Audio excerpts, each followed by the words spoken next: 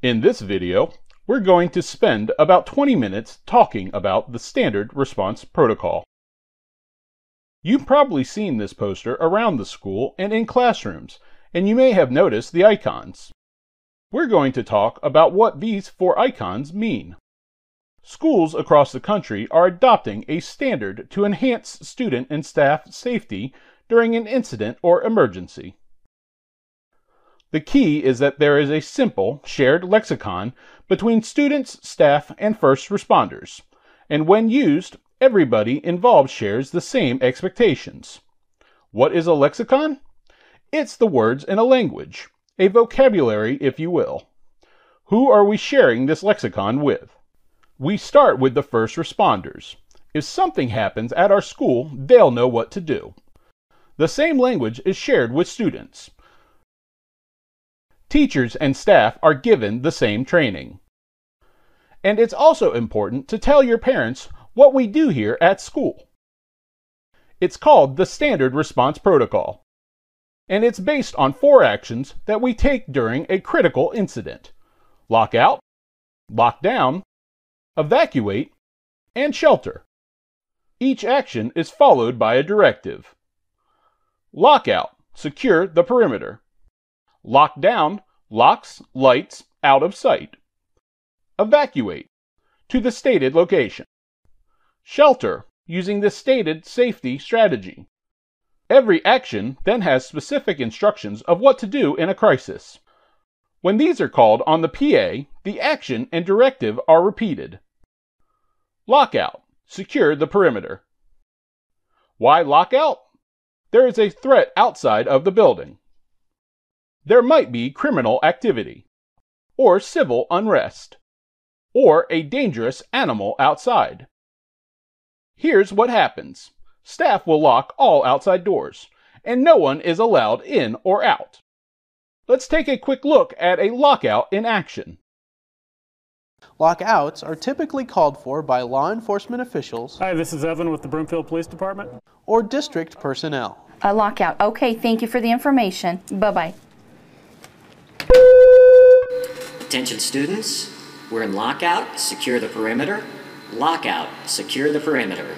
The goals of a lockout are to get all students and staff inside the building. Guys, come on in, you need to get inside. Go up to the first classroom on the right. Hurry, hurry, hurry, hurry, hurry. And then lock all exterior doors. In most cases of a lockout, it will be business as usual inside the school.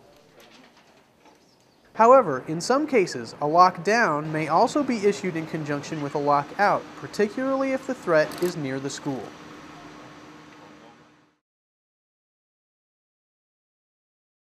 Let's start with student instructions on what to do in a lockout. The first instruction is simple: get in the building. This brings up a question about notification when students or staff are outside. How are they notified? Radio system? PA system? For the most part, it is business as usual inside the building. If a lockout lasts into recess or lunch, no one is let in or out, so we're staying in the building. The same is true at the end of the school day. Depending on what's going on, we may have to stay in the building, or students that walk home may have to call their parents to be picked up. Let's take a look at what a teacher should do during a lockout. Bring everyone inside. If there are exterior doors in the classroom, make sure they're locked. Teachers may be asked to check if nearby exterior doors are propped open. Increase situational awareness. Be attentive. Teachers should also verify that everyone is still in class. It's a good idea to note the time that attendance was taken. Almost always, it's business as usual in the building. So when might a lockout occur? When there is a threat or danger outside of the school. We talked about some examples. Here are some more. A bank robbery. A high-speed chase. A suspicious person. Riots. Demonstrations. A custody issue. Or a fire in the neighborhood. Any of these dangers and others may prompt a lockout. Who can call a lockout? A student, by reporting to staff member. A teacher, by reporting to main office. More likely, the school will receive the call from law enforcement and should initiate the lockout within the school. This should occur without having to go through a chain of command. What about class changes?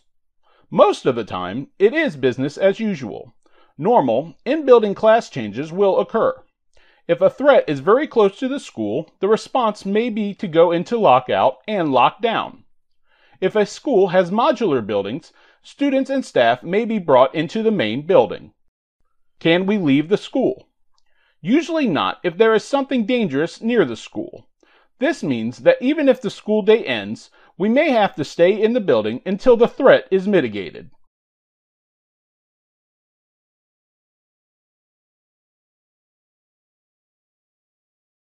Lockdown. Locks, lights, out of sight. Lockdown is used when there is a threat inside the school building.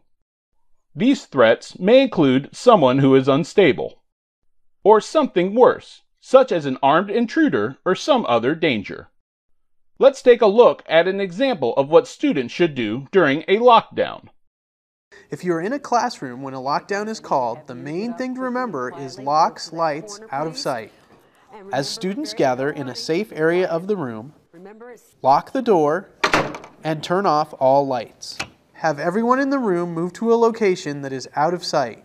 Pick an area of the room that can't be seen from interior windows. An actual lockdown may not be resolved for several hours. Here's how you should wait. Stay in the safe location. Don't move around the room. Remain silent. Staff, take written attendance of who is in the room. Note anyone missing and if you have any extra students or staff.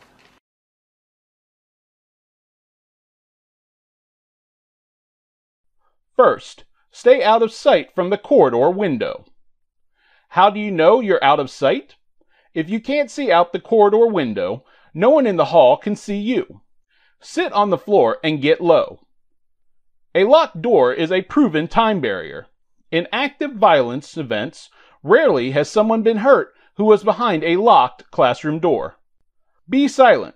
Turn your phone off in the initial stages of a lockdown. If there is an actual lockdown, you'll get the chance to text your parents in a while. Do not open the door for anyone. Administrators or law enforcement will unlock the door and release the room.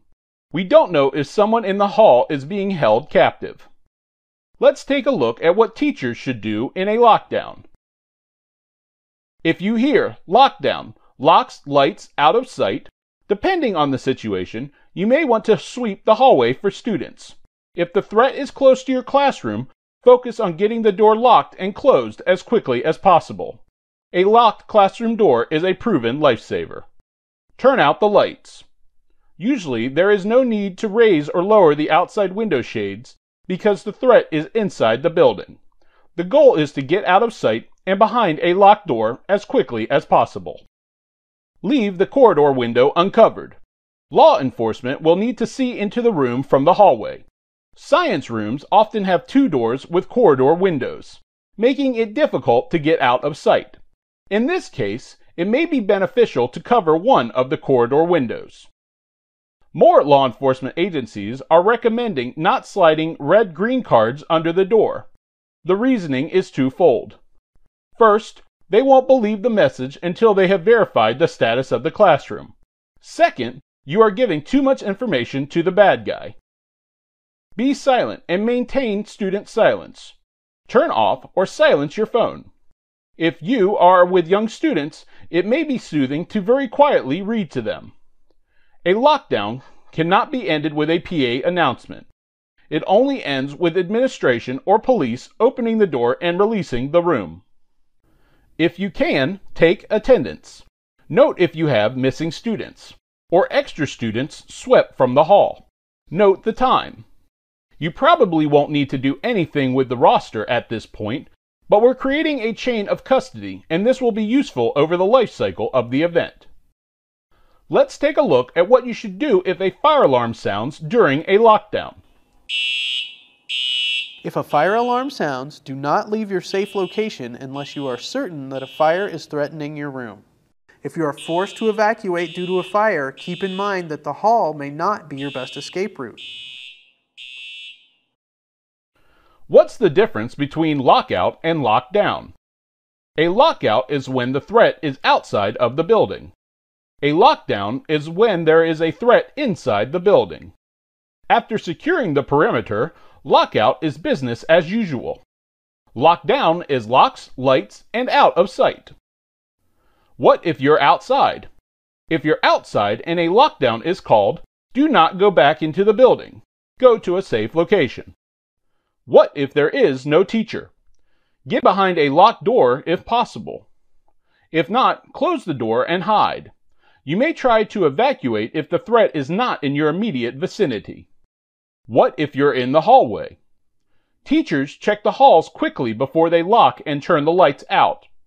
Get to a classroom, any classroom, as quickly as you can and lock down. If the classroom is already locked, then find a place to hide. Do not go from classroom to classroom. Evacuating may be another option. What if the fire alarm sounds? Stay in the classroom unless you see fire or if smoke is filling your classroom. If you must evacuate due to a fire or smoke, the hallway may not be your best option. Consider using an alternate door, window, or any other exterior exit. Can we text our parents? In the time immediately after a lockdown is called, remain silent and silence your phone. As the event evolves, you'll be given an opportunity to text your parents. Now let's talk about evacuate. Evacuate is how to move students in an orderly fashion from point A to point B. A fire drill is really evacuate out of the building. With the standard response protocol, evacuate is always followed by a location. For instance, evacuate to the gym. Evacuate to the gym. So here's what students should do. Unless otherwise instructed, leave your stuff behind. Be sure to listen for any new directions. Teachers, there may be cases where you lead students. There may be cases where you follow students out. In a police-led evacuation, you'll probably be asked to lead the students. Teachers, at the evacuation area, take attendance and note the time. During an active violence event, another option is to self-evacuate. Let's take a look at student evacuation in action.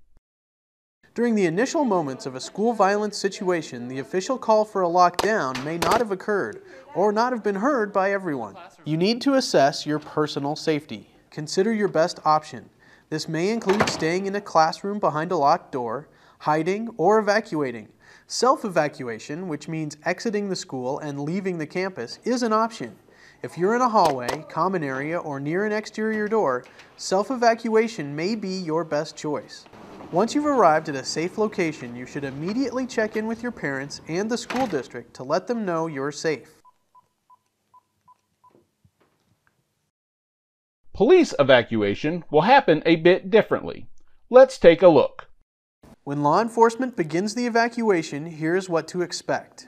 An officer will unlock your door and enter the room.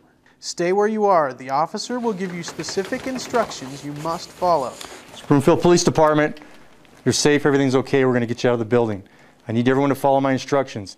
I need a single file line, leave all your personal property on the floor where it is, form me a single file line right here at the door. Teacher, I need you in front, please. You will be asked to leave your stuff behind, form a line at the door with the teacher in front. I need everyone to hold hands with the person to your right and left. Hold hands with the person in front of and behind you until you reach your final destination. Wait quietly for further instructions from the officer. Teacher, I need you to walk out, follow the instructions of that officer right there. Go ahead. You will be told to proceed to the next officer. Walk, do not run, and do not talk. Walk towards the stairs. Follow the directions of the officers guiding you during the evacuation. They could be giving you verbal directions, right to the stairs, or hand signals. Watch the pace of your line. Be aware of obstacles such as corners, fallen objects, debris, or stairs which may affect the speed your line can move.